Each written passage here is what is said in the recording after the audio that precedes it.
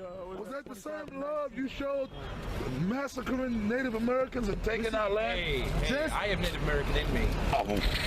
Hey. Genesis chapter 25, verse 19. I'm not even going to deal with that, man. And these are the generations of Isaac, Abraham's son. Abraham begat Isaac. And Isaac was 40 years old when he took Rebekah to wife, the daughter of Bethuel the Syrian of Padanaram, the sister to Laban the Syrian.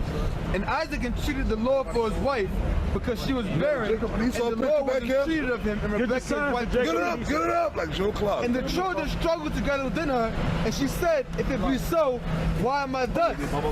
And she went to inquire of the Lord. And the Lord said unto her, 2 nations are in thy womb, and 2 manner of people shall be separated from thy bowels. As you can pay attention to this up here, it says 2 manner of people will be separated. Separated. Well, it's talking about separation between Jacob and Esau. Yeah, so okay, meaning that Jacob and Esau were meant to be separate from each other. So they weren't meant to be together. Two religions with that. Read on. One turned Hold on. Read on. And 2 manner of people shall be, 2 manner of people. Read on. Shall be separated from thy bowels. Go ahead. And the one people shall be stronger than the other people. The one people shall be stronger than the other people. Read on. And the elder shall serve the younger. That means the baby that came out first is going to be a slave to the baby that came out second. Read on. And thou shalt serve the younger. And when her That's right. Who's first right now? You white people. Read on. And when her days to be delivered were fulfilled, behold, there were twins in her womb. Not identical twins, but fraternal twins, meaning that they came out at the same time, but they looked separate. They had the same parents. Okay, they had the same parents. But they look different. Right, read on, but they look different. That's right. And like the elder said. And the first came out red. And the first came out of red. Look, come on, read. All over like a hairy garment. And they called his name Esau. That's you, my man. Look at you. You're red and hairy. Okay, and I know you probably got it. The breakdown is when the baby came out, he read it again, Yeah. And the first came out red all over like a hairy garment. It didn't say it was hairy. Yeah. Okay, it said the first came out red. All over like a red hairy garment. Like a red hairy garment. Because what they used to do, they would take the heifers, the red heifers, and they would cut the skin, and then what they would do is they would dye it red. You know what that is, brother?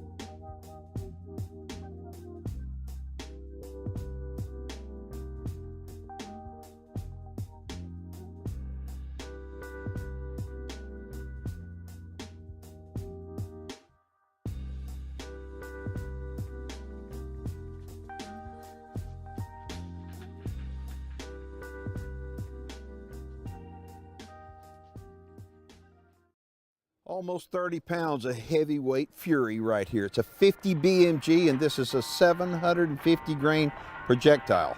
And we're fixing to put it to work. All right, this is a big old gun, and I love big old guns. I'm gonna actually do a little bit of deer hunting. That's right, deer hunting. If you're watching this video online, you have any questions or comments, go ahead and post them below. I wanna show you, first off, deer hunters use primarily a 30 caliber cartridge. This is a standard 308. This is a 50 BMG. What we're gonna do, we're gonna load up this Barrett right now. I'm going to shoot this 50 caliber round. I want you to see what kind of recoil that this gun provides the shooter, and I think you're going to be shocked because although it is a big round, with the muzzle brake and the weight of this rifle, it really reduces recoil where it's actually manageable. We're going to shoot it, then we're going to head to the stand and see if we can get a deer in front of us. So here we go.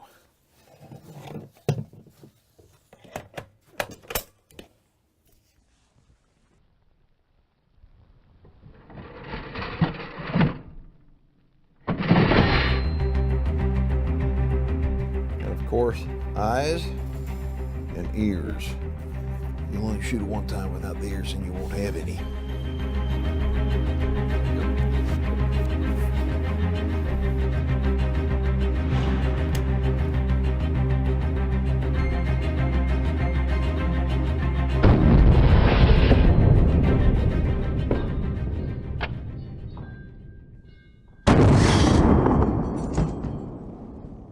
I think we're on. Time to head to the deer woods now. If you have any questions or comments about the video, post them below. And yes, this is a 50 BMG. It's post-rut right now. The deer have slowed down. We're on a management hunt with Keith. We're going to try to harvest a doe. We got to take a few does out of here this year. And everything is just slowed down. The rut is about a week over. But we finally got a nice doe to come in, one that we wanted to take off the ranch. And Keith put the knockdown on it.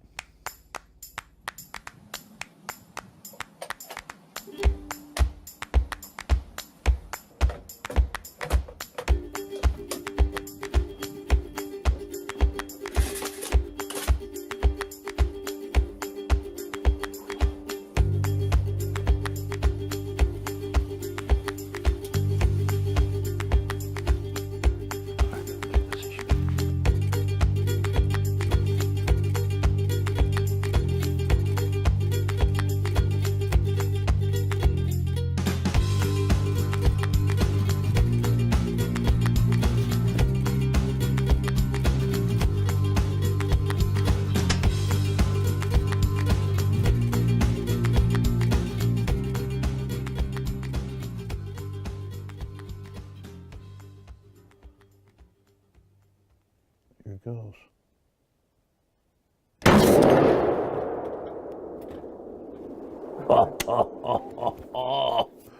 Whew. What do you think of that? That was pretty fine right there. I like this gun. We're at the Legends Ranch up here and really on a management hunt.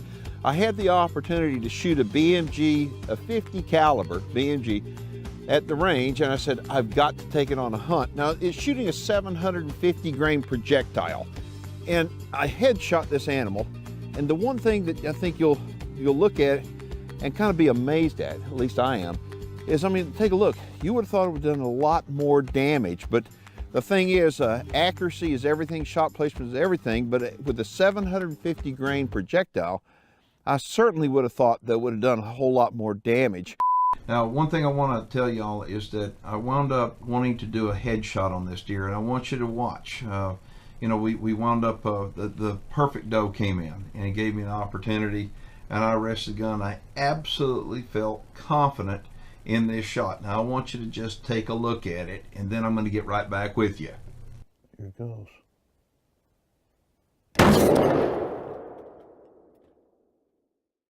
All right, now we can play that shot back slow-mo, and the concussion, the report of that gun is so loud that literally it caused the camera to get all jacked up for a minute. But you can take a good close look. Now, where would you think I hit that deer? Where would you think I hit it?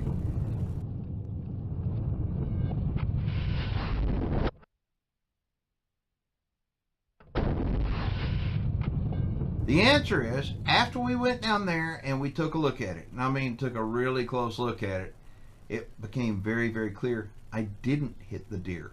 We reviewed it back, we skinned the animal's head out, we looked. I completely missed that animal. But the lesson to be learned here is that that 50 BMG round has so much pressure, so much vacuum, if you will. When it goes past something, it actually sucked the eyes out of the head of that deer, and it killed it instantaneously. A very ethical kill, but I missed the deer. If you have any questions or comments about this video, go ahead and post them below. I would love to hear from you. And I want you to know that I want you to subscribe to our channel, because I'm going to be taking this 50 BMG out and doing a lot more hunting. And hopefully next time I'll actually hit the animal. Thanks for watching.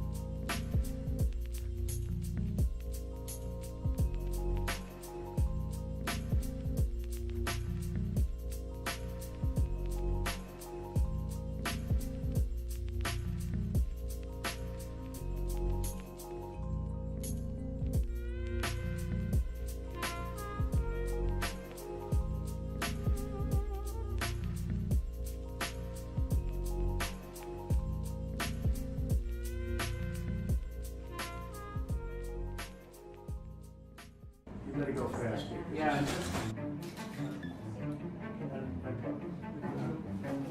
Put your hand out of the glove. How's my hair? No good. No good. No good. Oh, let watch it.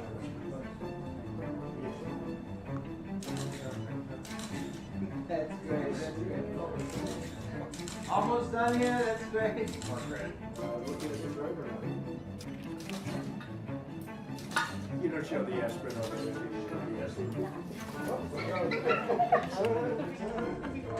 His aspirin. Which aspirin? We're not doing it again, don't worry.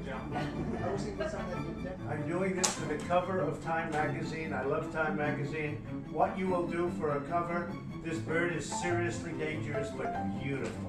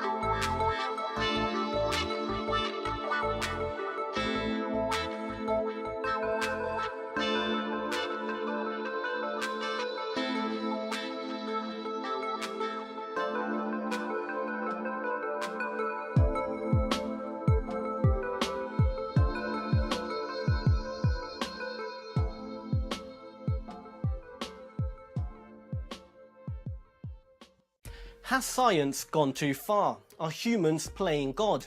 These are all questions asked when dealing with topics such as creating hybrid animals, cloning and genetic engineering. While there are benefits to it all, we are entering a world of the unknown and should proceed with caution. In this list, we'll be showing you 5 of the strangest hybrid animals. We would like to give a big shout out to viewers Safwan Wan, Darren Fennelly and Max Flame for suggesting this video.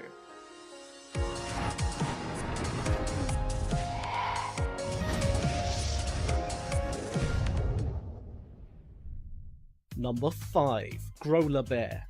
While many hybrid animals are man-made as we directly got 2 species to mate, the growler bear is actually a naturally occurring hybrid. It's a mix of a grizzly bear and a polar bear, which is a very strange mix and kind of sad too. You see, grizzly bears and polar bears don't usually live among each other. However, since the polar bear's natural habitat is being destroyed due to climate change, they are being forced to move further south. This is where they meet the grizzly bear, and as nature has it, they seem to get on well. Maybe too well, as now there's such a thing as growler bears. So while this hybrid is not man-made, it's kind of an indirect result of mankind's actions. Number 4. Jaglion. This hybrid is simply stunning, a perfect blend of 2 beautiful creatures. If you haven't yet guessed, it's a mix of a male jaguar and a female lion.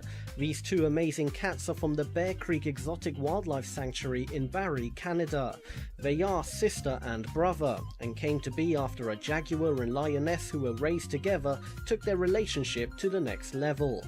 The sister cat named Jazara inherited her father's melanism gene, giving her the dark pigmentation classic to some jaguars. While only 6% of all jaguars are fully black, with majority having a golden coat and black spots, Jazara got a blend of both. She is fully black but also has the spots, while her brother wasn't so lucky but still looks awesome. Number 3. Kama. This interesting hybrid is created from a male camel and female llama. You may know that a camel is about 6 times the size of a llama, so mating would be pretty impossible. This is why this hybrid was created using artificial insemination in Dubai. The idea and reason for this hybrid was simple. They wanted to make something with the size and strength of a camel, but with the easier temperament and higher wool production of the llama. The result was the Kama.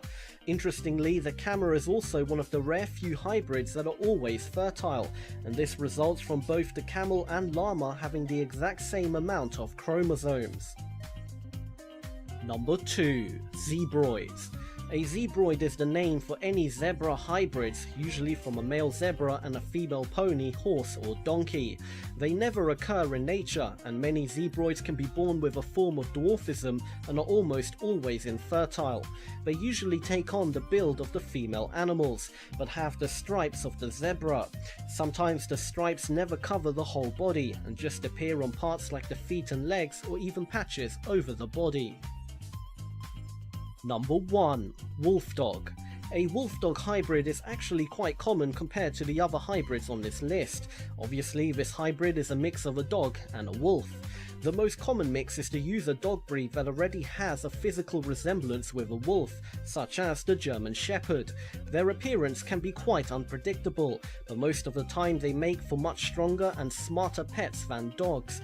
However, they aren't as easy to domesticate and can be quite wild. With that being said though, even wolves can make excellent pets with the right conditions and owners, and be just as obedient, loyal and loving as dogs.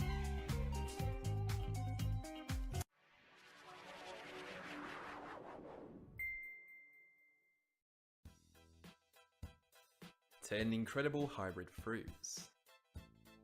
Plumcots, aka pluorts. This, as you may have guessed, is a cross between a plum and an apricot. Like most on this list, this hybrid fruit is the result of a cross-pollination of 2 plants from the same species or genus. It takes years of selective breeding to produce a hybrid fruit. The plumcot, for example, took a biologist over 20 years of research and experimentation. Candy floss flavoured grapes. Yep, grapes have been crossed with candy floss of all things. These very sweet grapes were created in California using absolutely no chemicals, and the seeds for this grape plant come from a test tube.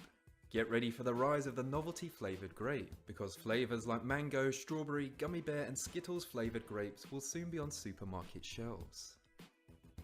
A tayberry is a cross between a raspberry and a blackberry. This hybrid fruit was patented in 1979 and it's named after the River Tay in Scotland. A tayberry looks like a raspberry, but it's more elongated and it tastes like a juicier and sweeter version of the normal raspberry. Blood limes.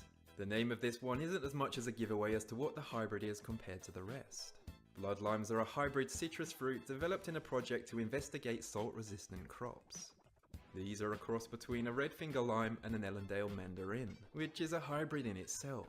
So the blood lime is actually a hybrid of a hybrid. The tangelo is a tangerine with a pomelo or sometimes with a grapefruit.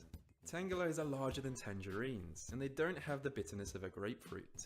Sometimes referred to as honeybells, they generally have loose skin and they're easier to peel than oranges. The pineberry. This one is a strawberry mixed with a special type of strawberry. When I say special, I mean it's a strawberry called the beach strawberry, which can only be found in Hawaii and off the Pacific coasts of North and South America. This white berry has red seeds and it tastes strangely of pineapple. The limequat. This is a hybrid cross between a lime and a kumquat. It's actually really small compared to a lime and it's only around the size of an olive. This was crossed to create a citrus fruit that didn't have a harsh acidy taste, but instead has a soft sweet tang.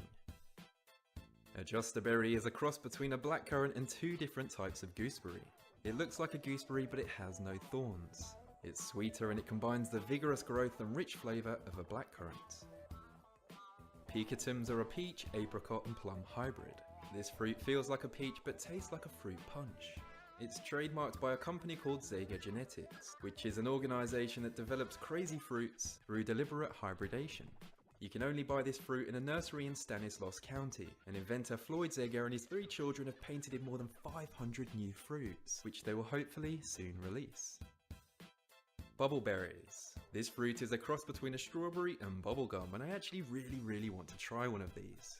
They grow in remote forests in Central Europe, and bubbleberries were eaten in the 19th century, but they kind of faded out. The bubbleberry is also known as a musk strawberry, and they are known to have an incredibly strong and sweet smell. And that's the end of 10 incredible hybrid fruits. I jolly well hope you liked it, and as always, thanks for watching.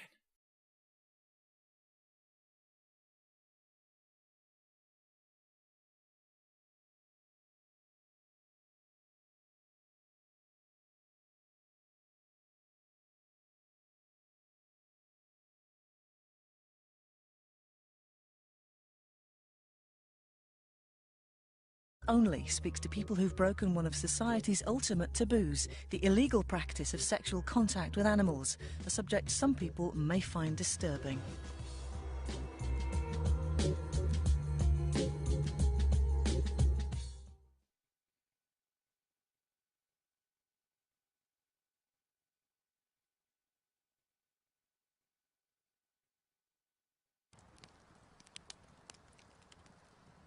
Oh my gosh, fire! Slow down. Don't shake it, you'll spew it everywhere. There was never a day in my life when I was growing up and I said, okay, I think I'm gonna go have sex with animals today. It started out when I was very small. I just had a deep connection with animals, all the pets that we had growing up and all. I just felt deep feelings for them, and as I grew older and these feelings matured, it eventually moved on to sex. There was no decision made. I see animals as spiritual beings first, and because I see them as my spiritual equals, I don't have any issue with seeing that they have the same needs that I have, which is to eat, to enjoy their bodies, and to love and to be loved. I've been with animals, I've been with humans. I love to be with both.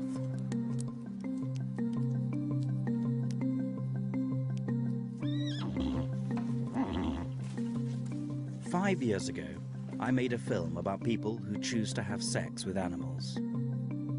After it was shown, a number of zoophiles, as they like to be known, wanted to tell their stories.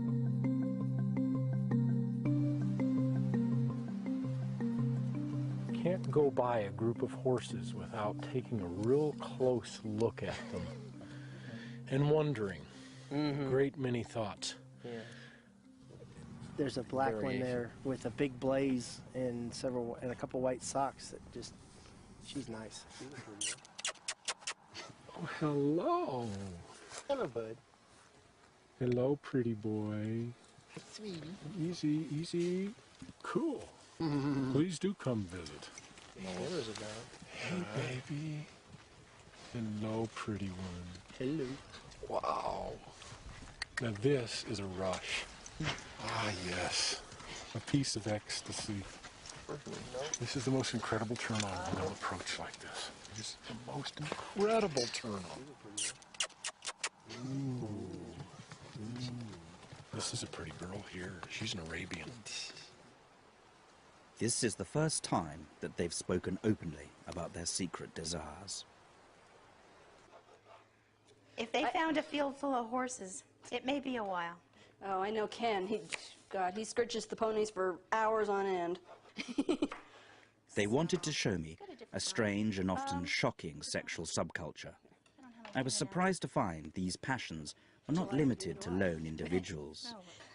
I wish I was as sexy as Amara is sometimes. They included women, couples, and even animal relationships within families. You can get it kind of juicy. It'll Kinda soak it up juicy? if we put it back in the fridge.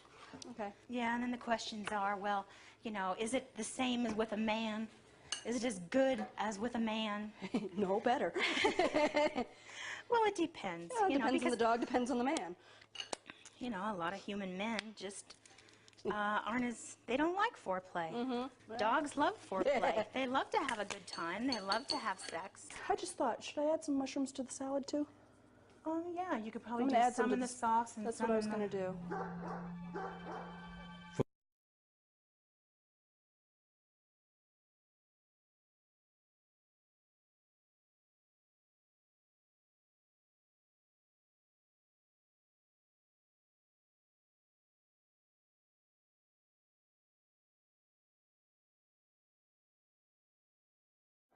We've been very good at getting parts on liver because we know that, so I'm not going to crush that part. Recent videos released by the Center for Medical Progress reveal Planned Parenthood's inhumane treatment of unborn children and its executives negotiating the sale of baby hearts, lungs, and livers.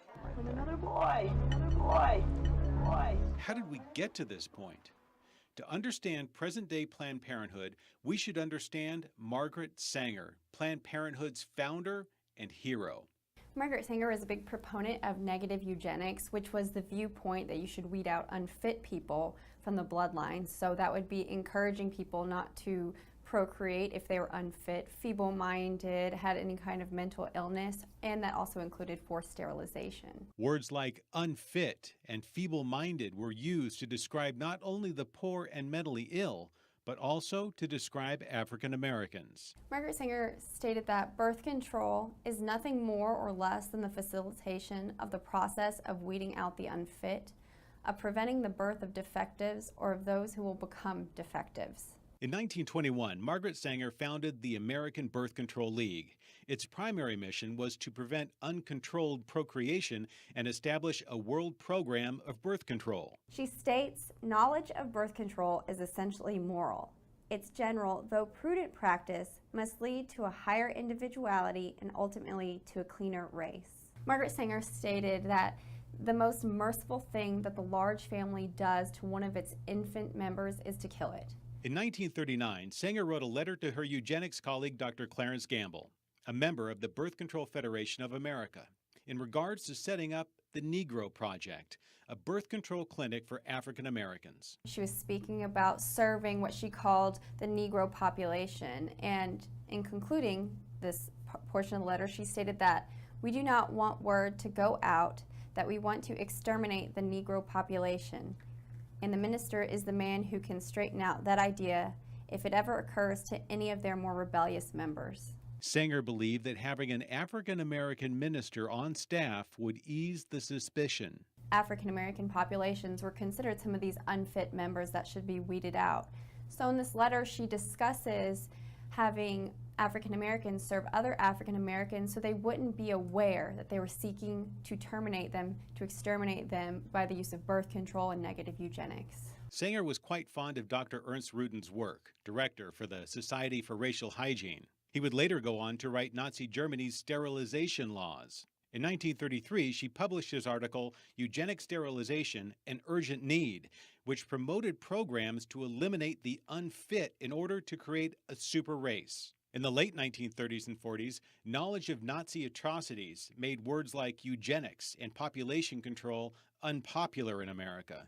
So in 1942, to distance itself in name, Margaret Sanger's American Birth Control League became Planned Parenthood. They weren't just being established in the U.S., it was global.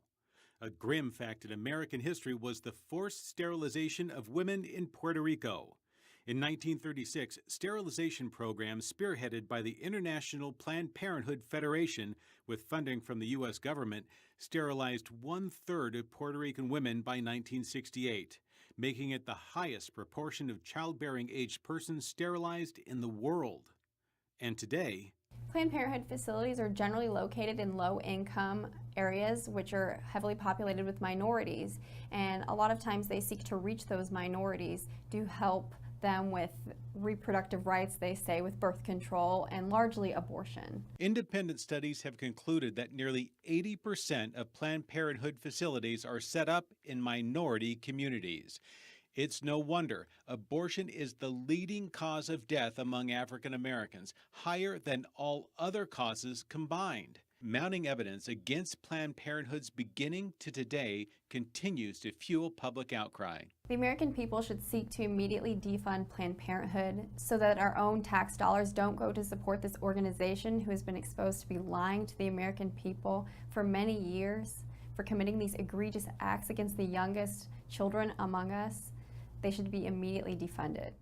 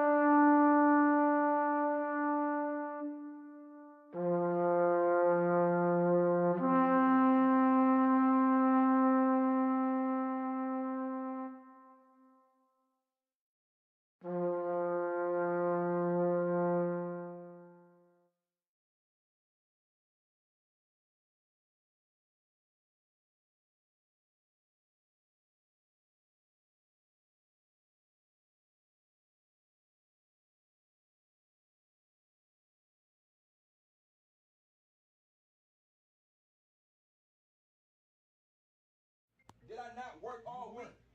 5 days a week, right? So where the fuck is my money going? Time going on. You didn't work last Thursday. When do time go in? Time go in on Wednesday.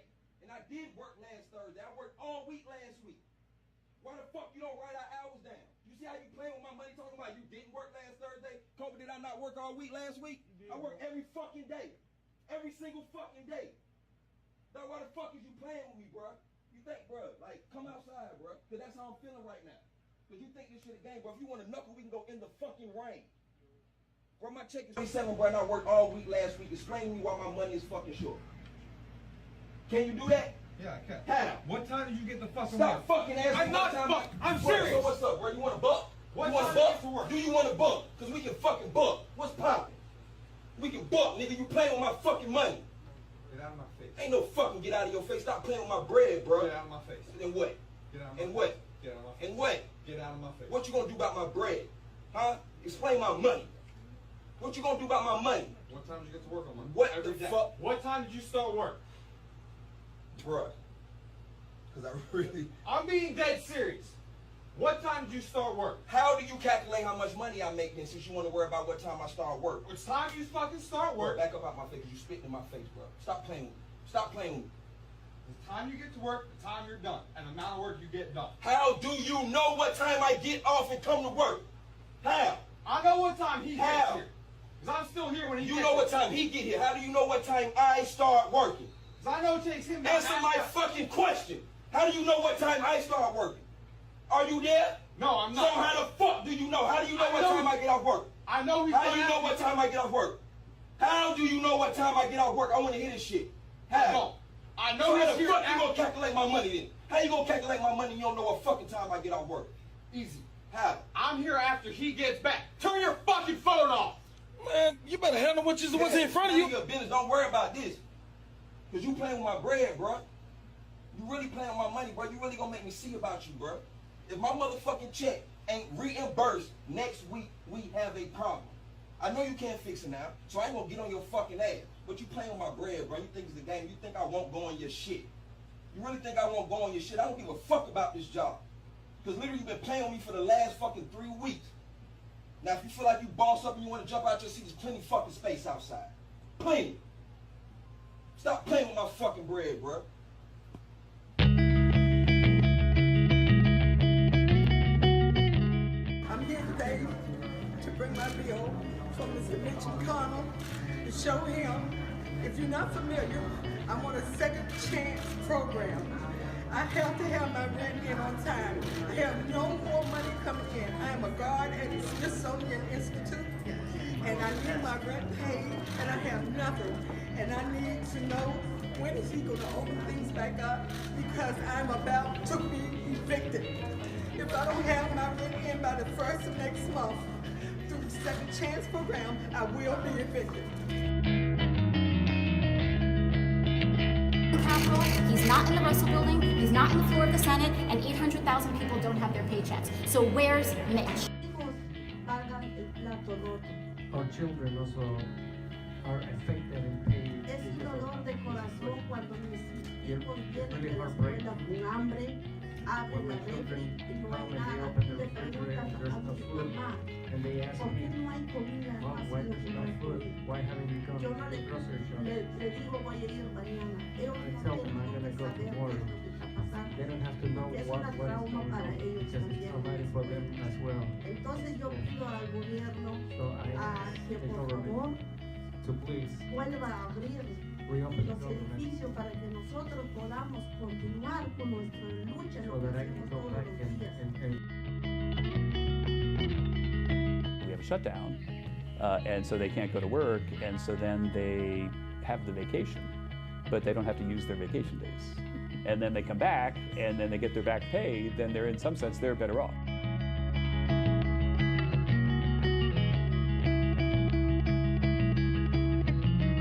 We can't pay our bills.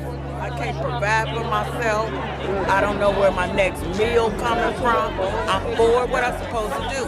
They just dropped the ball on us, sent us out on Christmas vacation. We haven't been back to work. And they're trying to put us back to work with no pay. That's not fair. And I blame the president.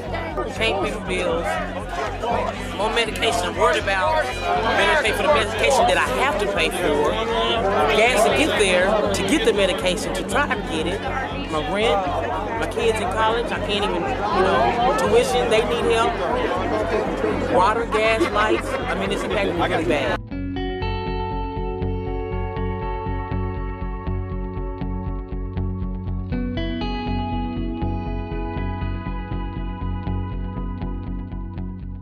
I have a little 10-year-old daughter that is my pride and joy. She's my heart.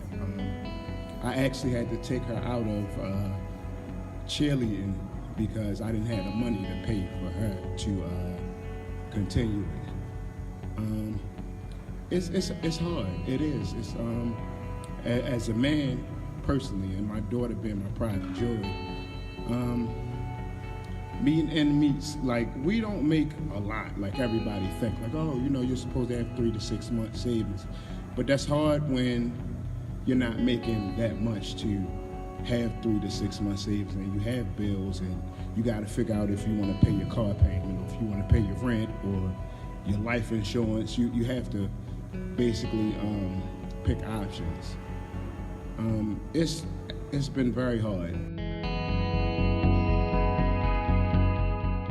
You know what most Americans know, that if you don't get paid, you don't pay your bills. You can't, how are you going to pay for childcare? What if you have a prescription that you have to fill? What if you need to figure out how to pay your rent, but you didn't get that check? It doesn't work. Life doesn't work.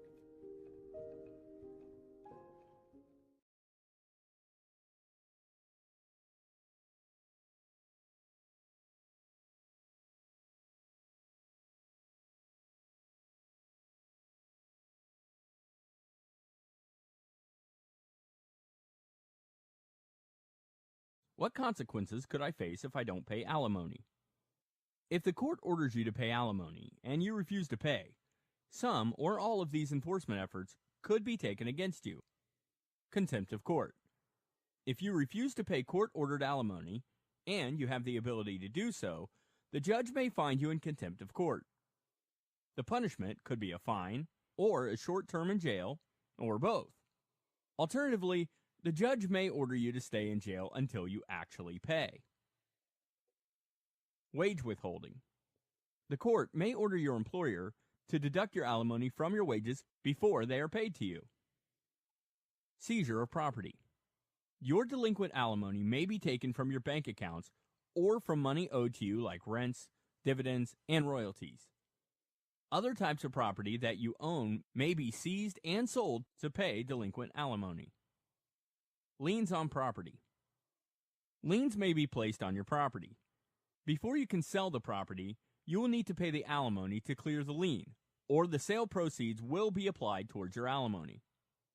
Tax refund intercept. If you also have past due child support, your federal tax refund can be intercepted and applied to your delinquent support and alimony. When you can't pay. If you fall behind on your alimony because your income has declined or your expenses have increased, don't wait until enforcement action is begun against you. Take steps to have your alimony payments suspended, reduced, or terminated. You can try to get your former spouse to agree to a temporary or permanent reduction or termination of your alimony. If you and your former spouse reach an agreement, be sure to put the agreement in writing and have it signed by the judge. If you and your former spouse cannot agree, you can ask the court to modify or terminate your alimony obligations. You may be able to get a temporary reduction or abatement if you have been laid off. If you have to take a salary cut, you may be able to get your alimony permanently reduced or eliminated. Check out these pictures from my European vacation. We did Venice, Paris, and Rome. It was incredible. Wow, I don't get it. We have the same position at work and I could never afford to do anything like this. Didn't you go to Australia last year? Oh yeah, that was fantastic as well. A new car in the driveway too. What'd you do, rob a bank? No, I won a lottery. Oh, you're kidding, right? Remember, I got divorced last year. I see. You got a very good settlement. I got a great settlement. But even better, I got an alimony award. Alimony? But your kids are grown. How did you manage to get alimony? Alimony has nothing to do with child support. It's money to keep me in the lifestyle that I was accustomed to when I was married to Eric. I didn't know you could still get alimony if you didn't need it. With the lawyer and the way laws are written, you'd be surprised at what you can get. Did you ever wonder why I didn't get that promotion last year? Well, yeah, it was a done deal. That didn't make sense at all. I withdrew my name from consideration on advice from my lawyer. He said that if my income were any higher than it is now, I might not get as much alimony. So I thought about it and decided I don't want to work that hard. I mean, why should I? Besides, I deserve alimony. Do you know how much he has to pay me every month? I didn't know Eric could even afford to pay you that much every month. I hear he is struggling. The business went under and he has health issues now. That's his problem. You know, Bob and I have been married for many, many years, and the spark died a long time ago. This would be a great way for me to start over again. I could do all the things I wanted to do without Bob's agreement. I was always worried about our retirement. paying the bills, putting the kids through college. We never have fun anymore. What's the name of your lawyer? Alimony is wrong. Today, there are more than 500,000 people across the country held in bondage to support another capable adult indefinitely after their marriage has ended. This scene plays out every day throughout our country, and it destroys lives. Involuntary servitude was outlawed by the 13th Amendment to the United States Constitution in 1865, and yet state courts across the country routinely impose this endless fabricated obligation to provide private welfare upon thousands of victims every day. An alimony order is harmful to both parties in different ways by its very nature. It keeps wounds open. People who seek divorce want to end their relationship to the other party and move on with their lives. An alimony order does not permit this to happen. When one is ordered to pay alimony to another, they lose rights that the state has no constitutional authority to take away from them. An alimony payer cannot pursue employment of their own choosing if it means they will earn less money. They cannot voluntarily retire. They cannot go bankrupt. They have been stripped of their right to pursue life, liberty, and happiness.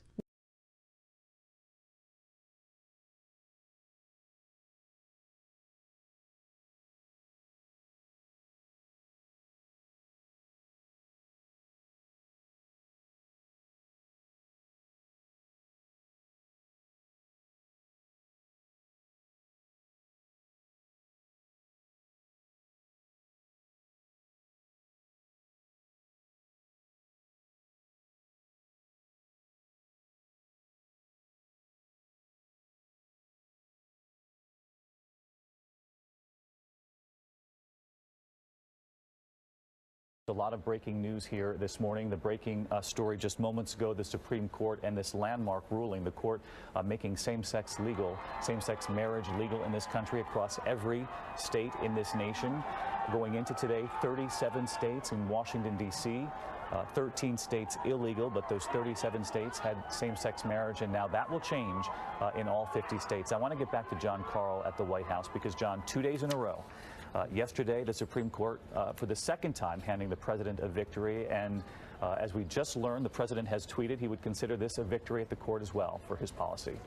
Absolutely. Two major victories for the president at the Supreme Court, and both of them coming courtesy of justices appointed by Republican presidents. In this case, Justice Anthony Kennedy was the majority on this, was that critical fifth vote joining the liberals. Justice Anthony Kennedy appointed to the court by Ronald Reagan. And yesterday, the majority decision in that Obamacare case was Justice John Roberts, appointed Chief Justice, and to the court by President George W. Bush.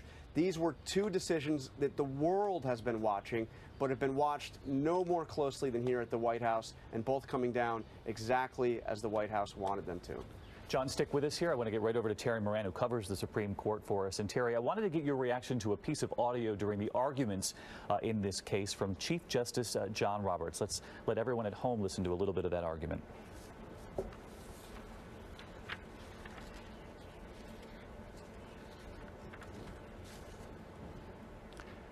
I can tell you what he said in the court as we prepare to get that audio, but Justice Roberts telling the court, I mean, if Sue loves Joe and Tom loves Joe, Sue can marry him and Tom can't. And the Chief Justice asking, why isn't that a straightforward question of sexual discrimination? And ultimately for him, that was the question, Terry.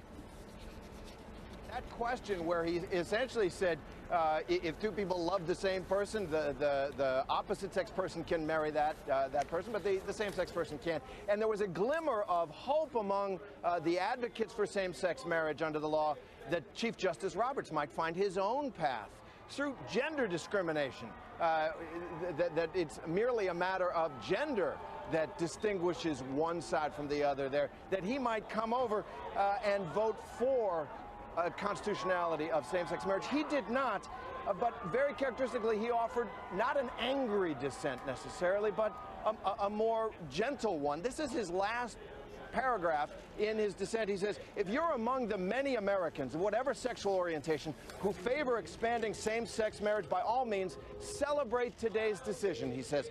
Celebrate the achievement of a desired goal. Celebrate the opportunity for the expansion of your commitment, but do not celebrate the Constitution, he says. It had nothing to do with it. All right, Terry Moran at the court 2 days in a row, two very historic decisions. We appreciate your reporting. 4 times I have told you not to call me sir. For many transgender Canadians, interactions like this one are just the tip of the iceberg. Despite existing human rights protections in many provinces, some say they still face discrimination and even violence. Today, Justin Trudeau says he's hoping to change that. I'm proud to announce that tomorrow, on the International Day Against Homophobia and Transphobia, we will be tabling a bill in the House of Commons to ensure the full protection of transgender people. Trudeau didn't give any details about the bill, but it's expected to amend the criminal code to spell out that it is a hate crime to attack someone for their gender identity. It will also include transgender people in Canada's Human Rights Act, evening out disparities from province to province. It saves our community from having to fight time and time again through courts and to get legal degrees to try and fight our way through to rights that we already have had. The bill is expected to protect both gender identity and gender expression. That nuance is important, some say, because people often face discrimination based solely on how they look. For instance, when they try to board a plane. A trans person that wouldn't look female or male enough according to the paper that they have would then be refused boarding in Canada. But discrimination, she says, goes beyond that, from housing to employment to simply finding a bathroom. That's been the big debate in U.S. states like North Carolina. But even here in Canada, some politicians have argued that allowing trans people to use the bathroom of their choice would give cover to sexual predators. Not true, says NDP MP Randall Garrison. The washroom stuff is a completely false issue that's used to generate fear on this issue. 3 times Garrison has proposed similar trans rights bills. Twice they passed the House but died in the Conservative-dominated Senate. Conservative MPs were divided on the issue last time around, but at least one says he's had a change of heart. But I think things are changing. I think people are changing. Certainly I am, and I recognize my constituents, and so I'll be voting in for it. We don't know what the official line from the Conservative caucus will be. A spokesperson for leader Ronna Ambrose says they have to wait until they actually see the bill tomorrow.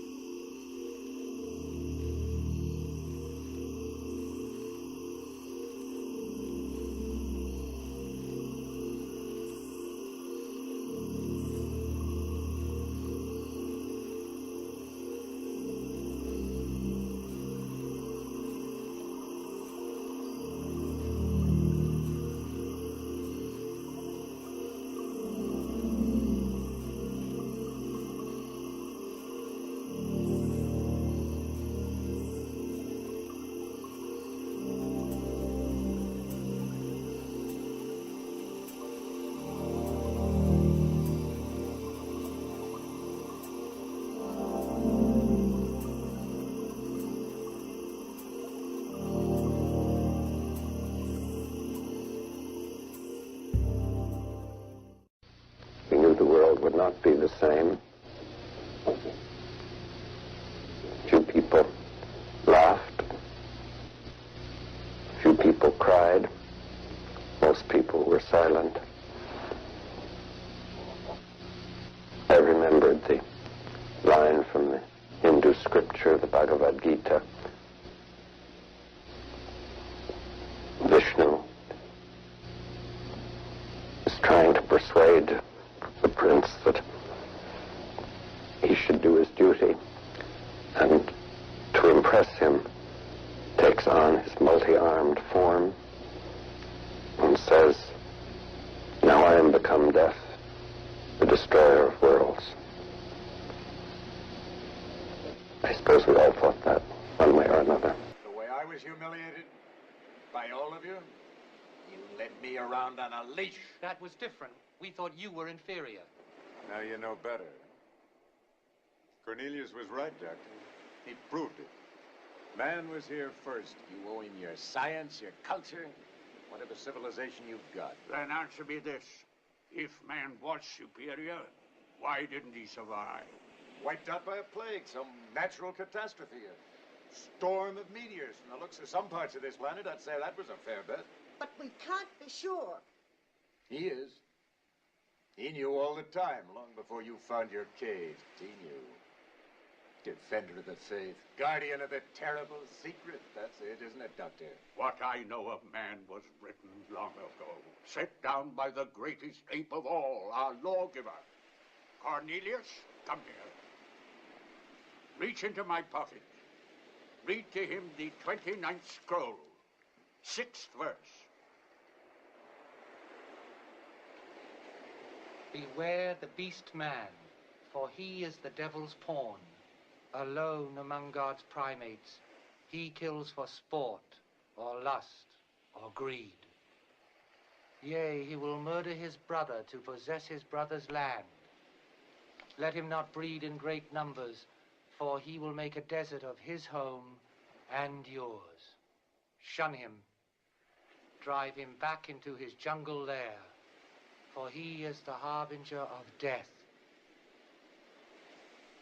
I found nothing in the cave to alter that conception of man, and I still live by its injunction. Lasers sound like the stuff of science fiction, right? Sound completely unbelievable. How could our military possibly be using those in future warfare? Guess what? We've just had a recent breakthrough, more great test results that are making lasers a reality. So it's called Athena. Lockheed Martin makes it, and they've been doing a lot of the pioneering in this laser field. Now, what's really exciting about it is that it's so hard to harness that much power and make it compact enough that it's actually going to make practical sense downrange. And they've proven that they can do that. Recently, they tested it against 5 moving drones, so realistic drones that they might go up against with, enemy forces might send against us, for example, or terrorists might send against us. And it successfully shot down all 5 of the drones. This is huge news because it means that in a realistic, practical setting, it's looking very promising. So it could be ready to field quite soon. So when you see the movies or you look at comic books or television shows, when you see laser weapons, they tend to be a color, right? Red or green or something like that.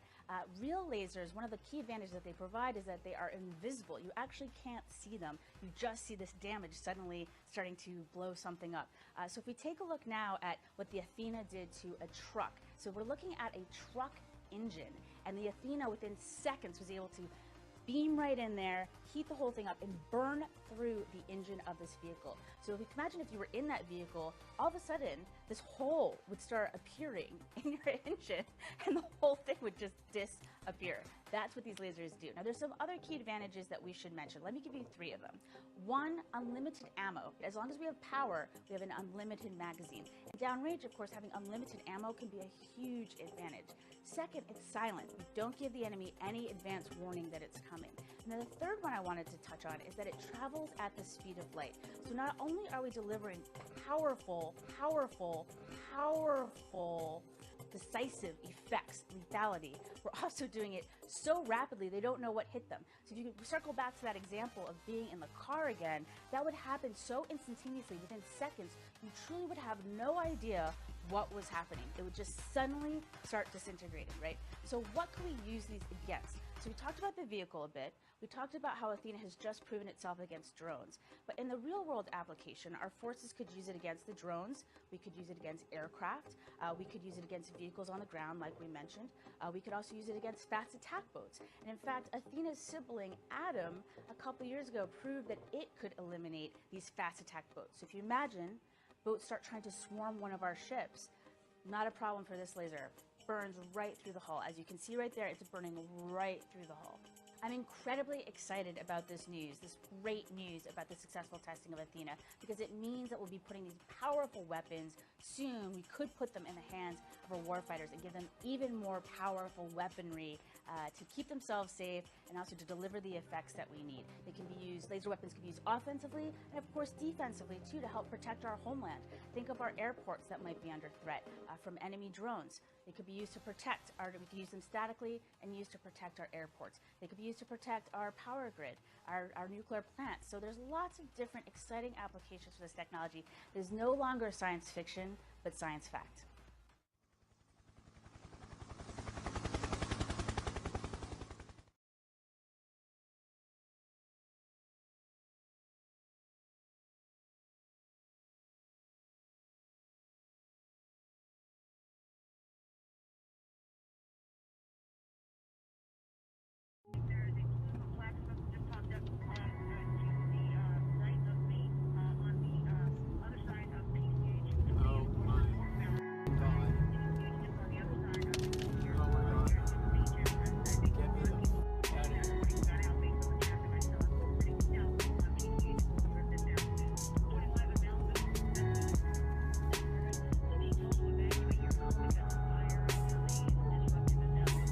Getting hot.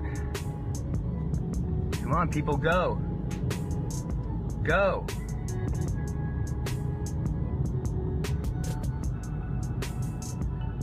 Oh, come on, what are you waiting for? Go, go, go, go. Oh my God.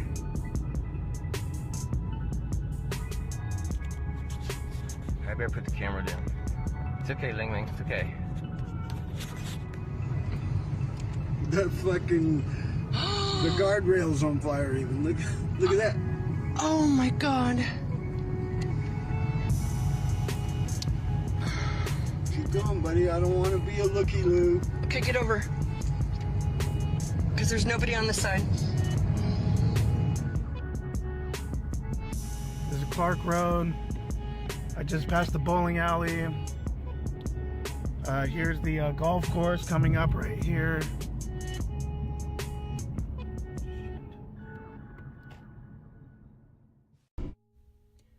Hey, what's up guys? Jake the Asshole here. As many of you know, I live in the state of California where these quote-unquote wildfires are taking place. I don't live in Southern California.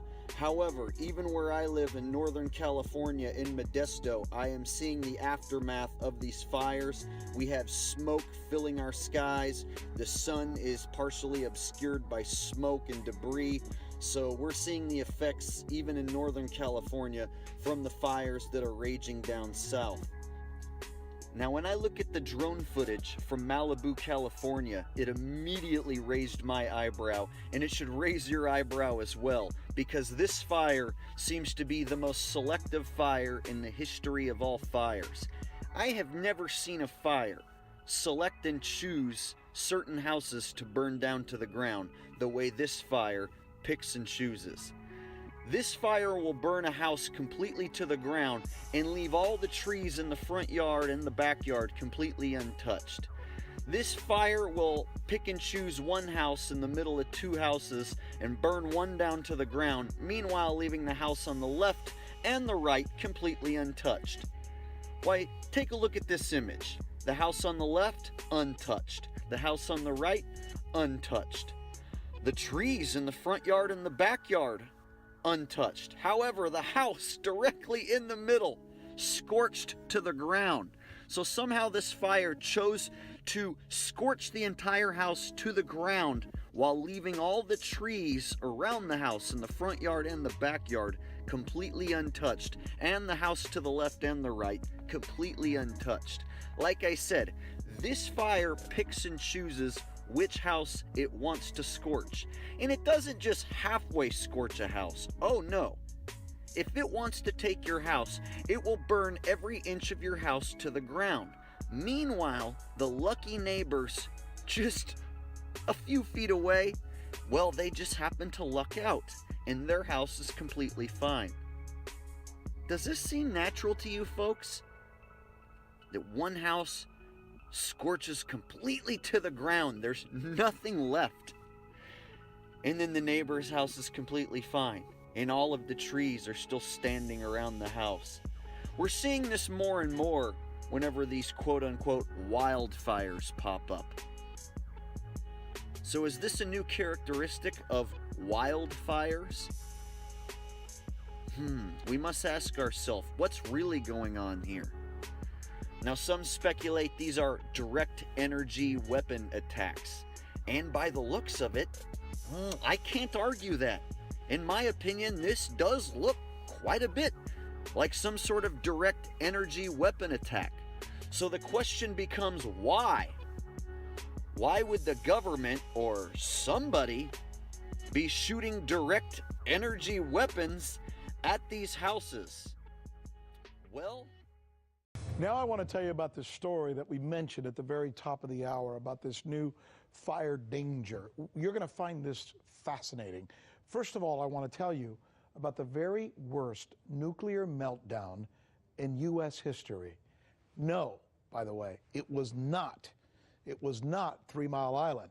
See, everybody thinks that because that's the one that got all the hype and the media attention and the movies and the television shows, right? 3 Mile Island. Actually, the worst nuclear meltdown took place in 1959, and it happened right on the border with Ventura and Los Angeles counties. This place where this happened, it's now a Superfund site, so designated as kind of a, what's a Superfund site? Well, it's kind of like a no man's land, where the federal government comes in and says, this area is so infested with nuclear material, we just want to keep people out of here. So why is this information interesting? Well, this place that I was just describing, this place between Ventura and Los Angeles County, it's called the Santa Susana Field Lab. It was the site of several nuclear accidents where nuclear material was released into the atmosphere back then. In fact, by the time the leaks were finally sealed, when they finally were able to control the mess, 459 times more radiation was leaked than the 1979 meltdown that you hear so much about at 3 Mile Island. Okay, now, why is this important now? Why am I telling you about this now? Here's why. See that picture? Because some of the almost 3,000 acres that encompasses that site, contaminated with those toxic materials that I just told you about, which is one of the worst in the world at the time, that's where the California fire is partly now burning. That's part of what's being burned by this California fire that we've been telling you about this week. And more than 500,000 people live within 10 miles of this place. All right, California environmental officials say there's nothing to worry about, even though we're looking at this picture and you can see that red area was where the fire was, right? But scientists and physicians for social responsibility in Los Angeles, that's an organization that's speaking out about this, including doctors, they're saying the toxic materials are in the soil and in the vegetation, and when it's burning because of these fires, it's becoming airborne in smoke and in ash. They say tonight that there is a real possibility of heightened exposure for some of the area residents. This is just the latest development in what is now being called one of the worst wildfires we've seen in California history. Hey, let's do this. Let's stay with this nuclear theme now. We're joined by Mr. Paul D'Arienzo. He's in New York City. He's an investigative journalist, and he's been looking into these situations that we've been talking about in California. I want to start with this fascinating development that I was just sharing with our viewers here at RT America about this Santa Susana Field Laboratory site. 2.8 acres that, frankly, I had never heard of. And the idea that there was a Superfund site there, the idea that there's so much toxic material there, and now the new idea that there's a fire that's burning some of that material sounds precarious. How worried should we be, Paul? Pretty much worried. I mean, but in a way, the fact that that you didn't know about it till now shows that the people who set it up did their job well, because it was supposed to be classified from the very beginning when it began in the 1940s, and they did a lot of classified work there, mostly on rocket engines for everything from NASA to nuclear missiles. And there was a portion of the area that was dedicated to nuclear work. And in those areas, they built 10 experimental reactors. 4 of those reactors that we know of failed, had major accidents. The most major was the sodium-cooled reactor, which had a tremendous accident, which is we know very little about, besides the fact it was a tremendous accident that gave off more radiation than 3 Mile Island did. And other than that, very little is known. It's a highly classified site, and whatever we learn about it, we learn in dribs and drabs over a long period of time. Well, I'll tell you what we're learning about it now. We're learning that most of the area that you just described, where all these horrible things happened, where 459 times more radioactive waste was deposited than what we saw at 3 Mile Island, that place that you just described is now on fire. So I'm not an expert, and I'm just thinking to myself, if you take something where there's so much toxicity and you light a match to it, I can't help but imagine that those million people who live within 10 miles of there should know, may be affected. What's being done to let those people know that they could possibly be in danger? What can you do? What can you do? Really, ultimately, I would say that every person who lives near a site like that should own a Geiger counter, and their own Geiger counter, and should also, there's websites and different places you can go to that do independent research. And in fact, that's what the activists in that community and in the community by San Onofre both have been demanding, an independent review. Well, these guys with the environmental group there in California, I forgot the name of the organization, not the scientists and the doctors, but the government side, they're saying there's nothing to worry about. They've checked it. Everything everything is okay. Why shshouldn't we believe They them? always say that. Well, why shouldn't we believe? You shouldn't. Why? You can't. Why? Because this class, a lot of the things that happen, at least on the at Santa Susana, were classified, and therefore they're things they're not just never going to tell you, and only accidentally does it come out. As far as San Onofre, the big problem there is where the waste goes, and that's a problem with all the nuclear plants, and it's double problem when you have a plant that's been decommissioned like San Onofre. Where do you put the actual parts of the plant when you knock it down? It's not like a house where you knock it down and put it in a hole in the ground. You have to put that stuff somewhere where it's safe, and you're not even allowed really to keep it anywhere. Under the present laws of the United States, you must keep radioactive waste from a nuclear reactor on the site of the nuclear reactor. And they have two ways of storing it. One is in a liquid pool of water, and the other are in special casks, dry casks, and made by the Holtec Corporation. And there's many problems with both. With the dry cask, what happens if the water with the wet cask, the wet method in the pool water, what happens when the water boils away, or if there's a crack or an earthquake puts a hole in the side of the pool and the water runs out? Then the reactive material and waste becomes hotter and hotter and hotter and is very, very dangerous. Paul, what happens if... Yes. I'm just so sorry. We're out of time. I'm going to let you go. But you know what? It's a good interview. I really appreciate you sharing your perspective on this. And there's reason tonight, at least as far as we're concerned in California, to be concerned with that situation. We thank you, sir, for your time. Thank you. Hey YouTube, thanks for checking out our channel. We hope you enjoyed the video. We have tons of content for you just like this. For more of RT America's one-of-a-kind news and analysis, be sure to subscribe.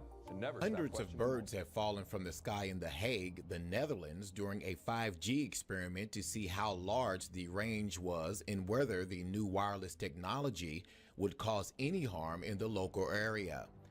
News of the adverse effects suffered by the starlings was slow to break, as initially the birds died in small numbers during the first wave of experiments. However, when a further 150 birds suddenly died at the same time, falling into a public park, people began to take notice and investigate. What caused the death of 297 birds in a park in The Hague? Now, if you look around the park, you might have seen what is on the corner of the roof across the street from where they died. A new 5G mast where they had done a test at almost the exact same time as the birds fell from the sky. Now, according to reports, nearby ducks seemed to react oddly as well. They, at the same time, put their heads underwater to escape the radiation, while others flew away, landing on the street or in the canal. Now, this information that I'm giving you now comes from a local's Facebook page in that area. In the meantime, back on October 30th, 2018, we received some more information. The birds that fell massively dead would be the victims of an experiment performed on those days in The Hague, where RF radiation was tested with a peak frequency of 7.40 gigahertz. This information comes from one source and should still be confirmed if possible. They go on to say it is not clear at this moment whether tests from 5G transmission masts have been carried out again, but so far everything points in the direction of 5G as the most probable cause. Now, the Dutch Food and Consumer Product Safety Authority, or the NVWA, is having a number of birds examined in the laboratory. Parts of the park are blocked and dogs are no longer allowed to be let out. The dead birds are always cleaned up as quickly as possible.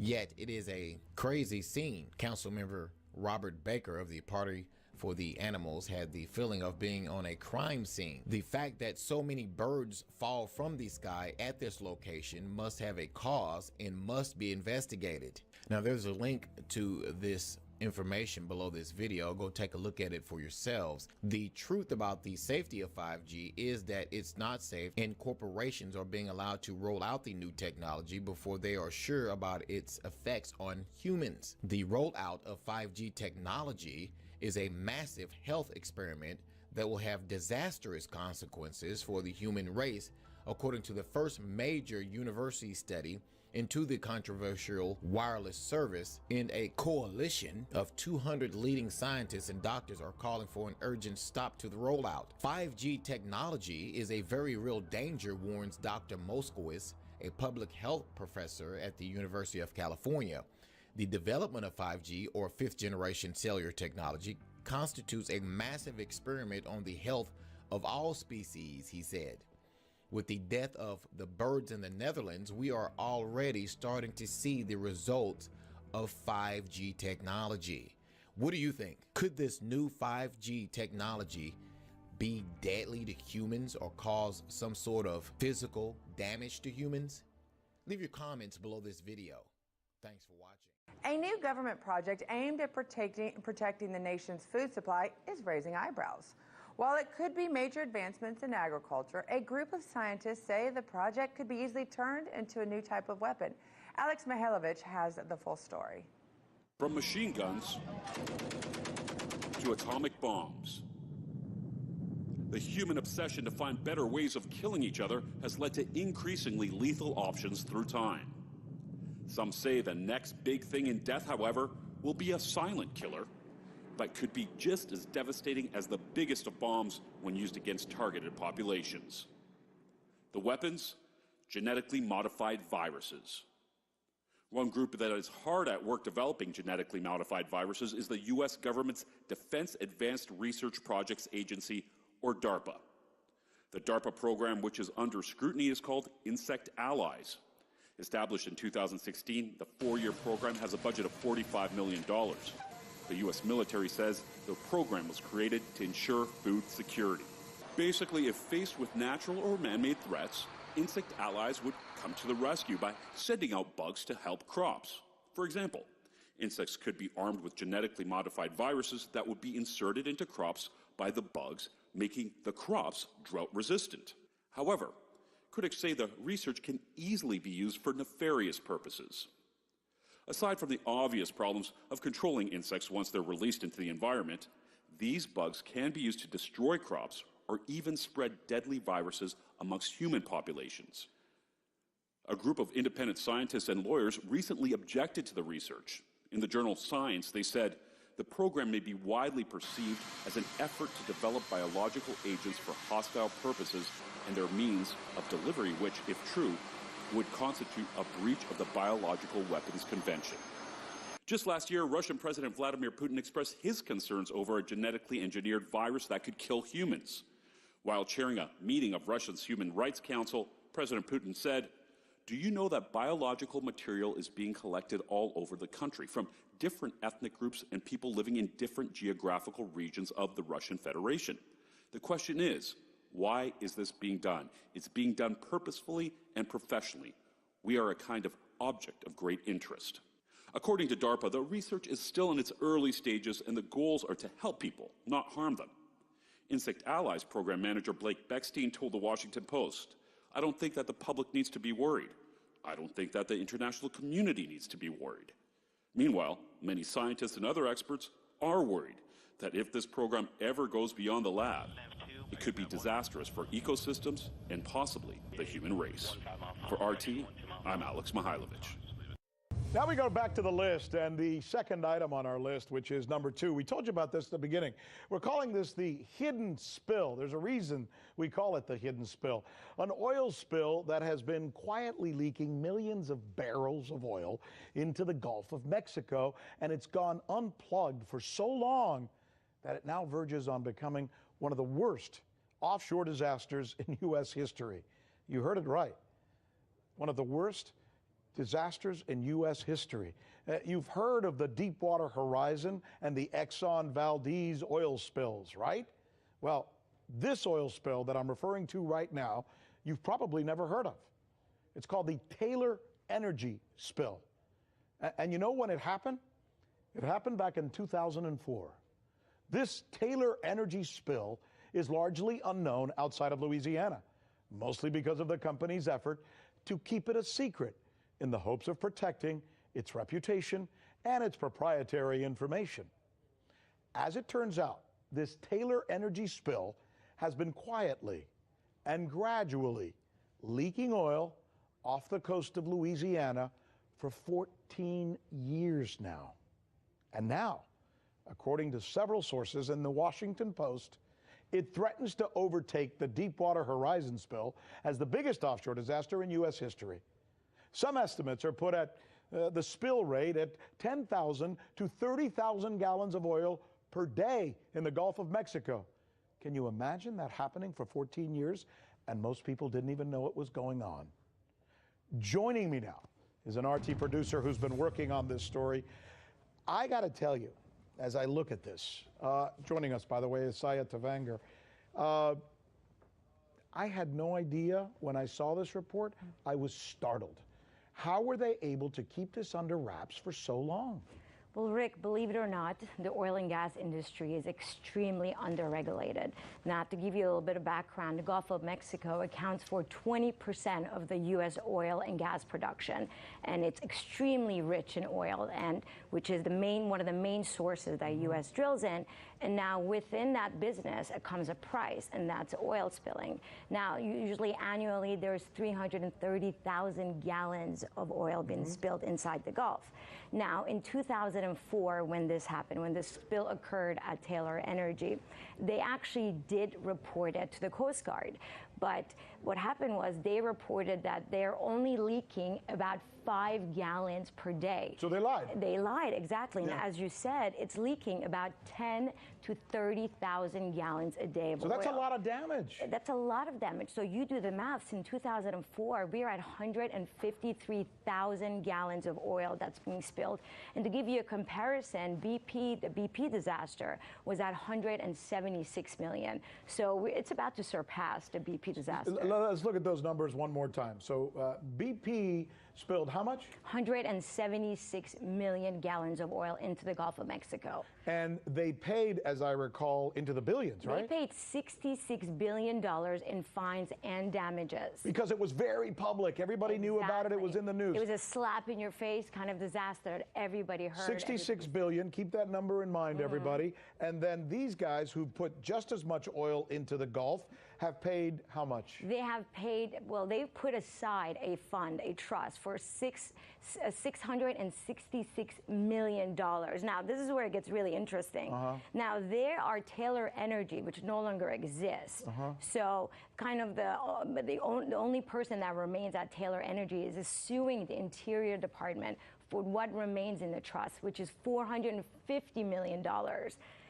That's it? That's it, which means... So hold on.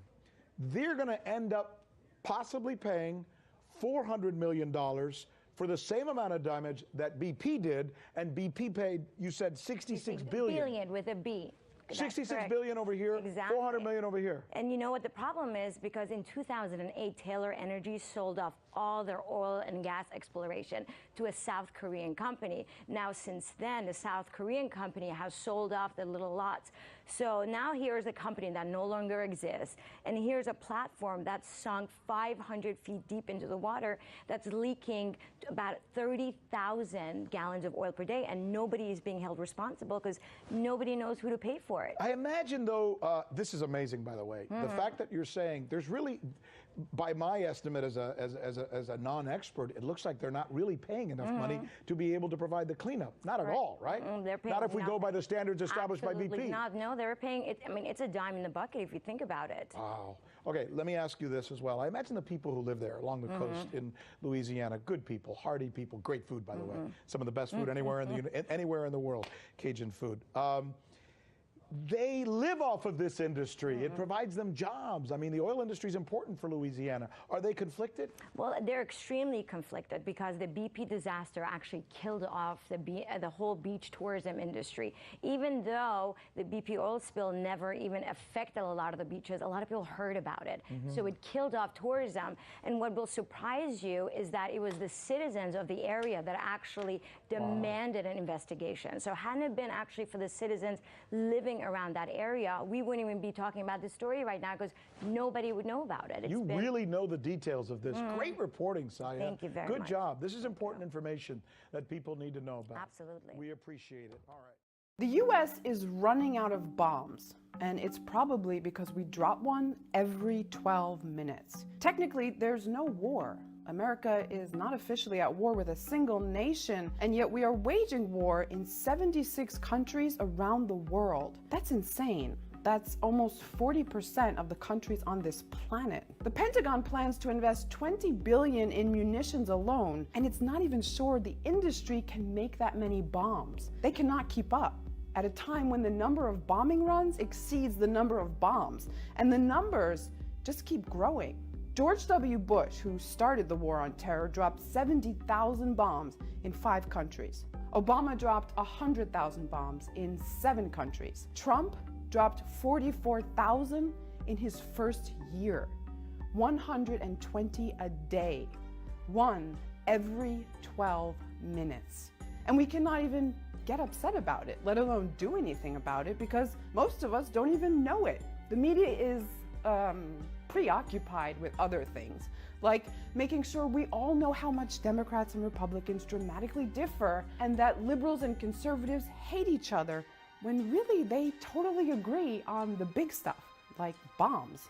Recently, a $716 billion defense bill breezed through Congress. The vote was 85-10 in the Senate. That's enough to overcome any veto by Trump, which would never happen because, well, every 12 minutes. This massive legislation is expected to be finalized this summer and would authorize more warships, more fighter jets, and more troops. So instead of focusing on what the US government does not agree on, let's concentrate on what everyone's totally okay with every 12 minutes.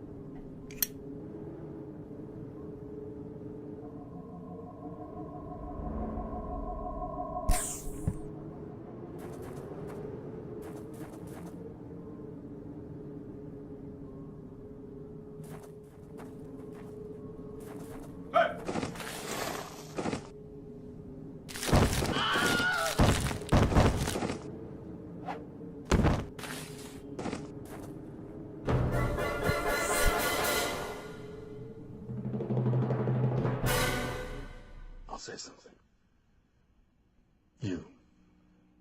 You people, you're not a race. You are a virus. You destroy the world. Everything beautiful you poison. You drag us from our homes. You rape our daughters, murder our sons. You crack our spines and do all you can to break our will. You stab us. Then you put the knife in our hand and tell us it's our fault. And if you don't do it yourself, you stand by, close your eyes, and pretend there's nothing wrong. And then you pray to your God to silence our screams so that you can enjoy the happiness that we built for you with our blood. But it's not your fault. It's the only way you know how to be. And the only thing that will change anything is if another virus comes along and does to you what you do to us. And I hope that happens very soon.